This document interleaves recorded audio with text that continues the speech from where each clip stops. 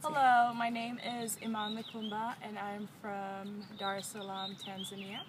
And I came to the United States for college. My name is Teddy Onserio. I come from Nakuru, Kenya. And why did I come to the US? I came to the US because it was a cool thing to do at that time, first of all. And there was a lot of opportunity, at least. Habi Choma, I am a political science major. I'm a senior. I am from New Jersey currently, but my family, I was born in Washington, D.C. My whole family is South African. Hi, my name is Nao Mokwati. I am a political science and history double major. I'm from Botswana, Gaborone. And I came to the US in 2010, I think. And I came here for school to further my education.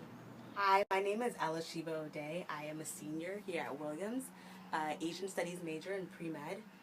I am from New Jersey by way of Ghana. My parents immigrated to America from Ghana. My name is Trust Mandevana. I'm from Zimbabwe. I'm an economics and mathematics major.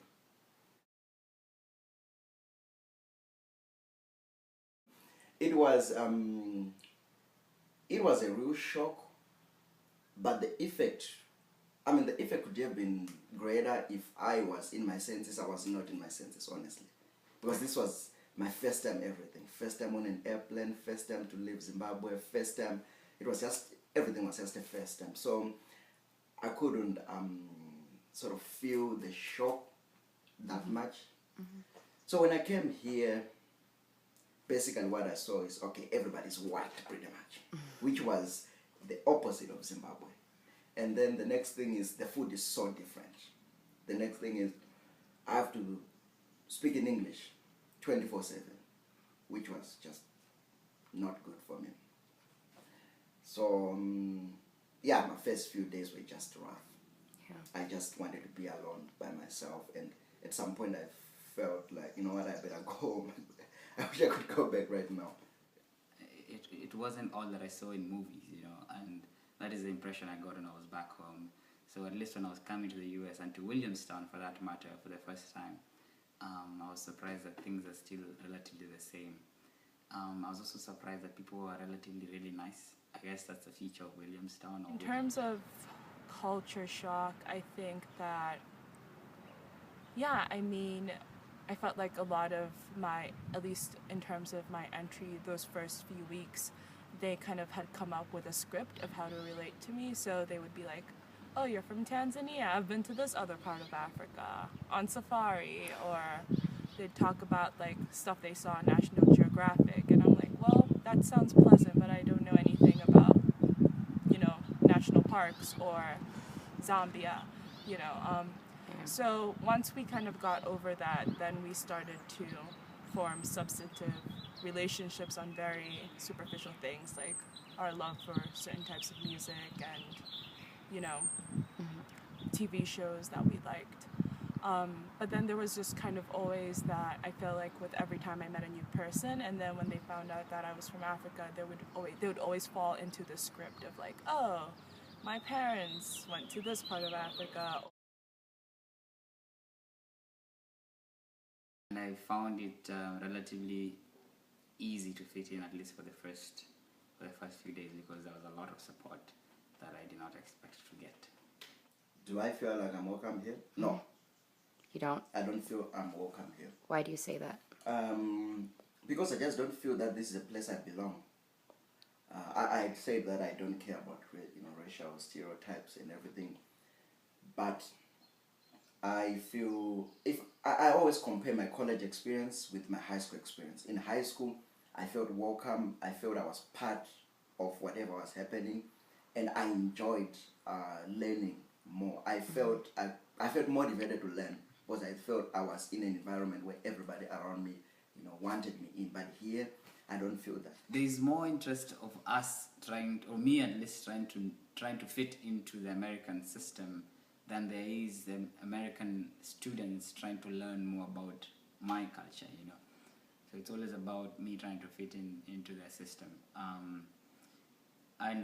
comparing US to the UK, I find the UK people are way more interested in learning about you and just trying to exchange cultures and beliefs rather than trying to teach you this is how we do things, which is a lot of what I've gotten here.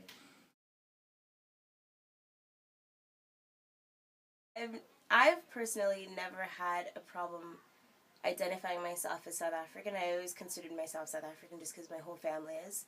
I speak Sesotho and, eat South African food and all that stuff. But I think as I got a lot older, other people questioned my identity as a South African, just, consider me as an American. So that's something that I've come to a bit of a struggle with. Is that correct? Mm-hmm. Struggled with. But I consider myself equally South African and American.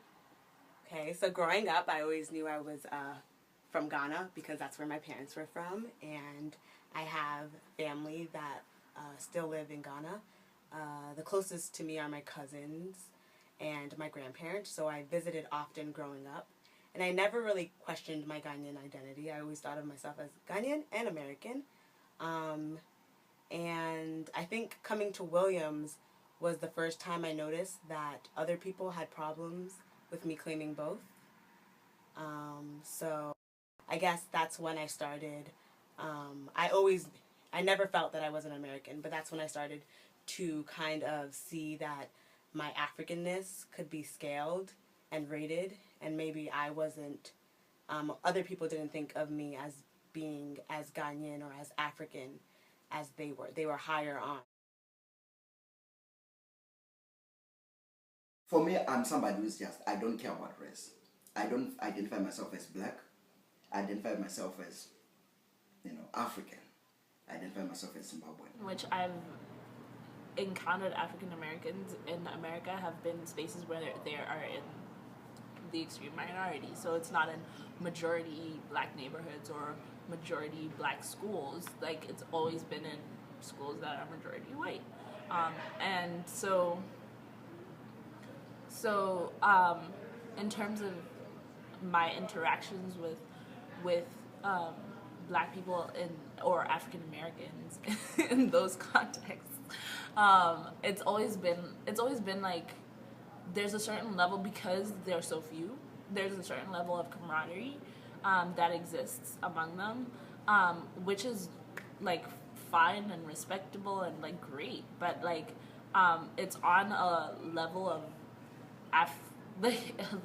like we shared experience that I don't share, so that I don't necessarily share. So like there's an expectation of like we all like think the same things, we all believe the same things, we all experience the same things that I don't necessarily share or necessarily feel or necessarily experience, and so